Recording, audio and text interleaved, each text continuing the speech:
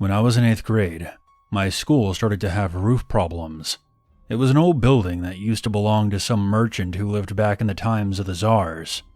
And every year it seemed to give in more and more, until finally the ceiling fell on a class full of students. For the time that it would take to restore the building, the student body would have to attend classes in public school number 22. I still remember it clearly. It was a fortress of bad behavior bordering on homicide. The students of public school 22 mostly came from awful circumstances. At the time, street fighting was also very common in Russia, and the fights would rarely end with just a black eye or a busted lip. We're talking broken bones, fractured skulls, coma, or death.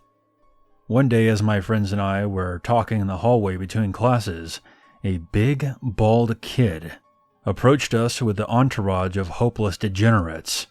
He told us that they had had enough of us, and were planning on beating the life out of us after school. They didn't like us from the start because our school was considered preppy, and they acted as if we were intruding upon their territory. He told us that they were all going to be there, and it was gearing up to be a great show. We knew immediately that he meant what he said, as this guy had a bit of a reputation at the school, and most kids were afraid of him. He was one of those people who would swing at anyone who did anything to annoy him. And he wasn't alone. There were many who had his back. We told our teachers what he said, and they secretly let us go 20 minutes before the last class was over. My friends and I all banded together as we got dressed for the winter day outside and left the school.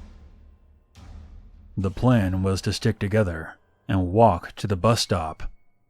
I got on my bus and stood by the window. The route led right by the school, and I would be able to see the courtyard in front of the main entrance and what could be happening there. What I saw became etched in my mind for the rest of my life. On the white snow, in the clearing just before the large doors of public school number 22, was an assembly of between 200 and 250, mostly male figures, dressed in black colors, forming a giant circle. In the middle of the circle I could see a fight taking place.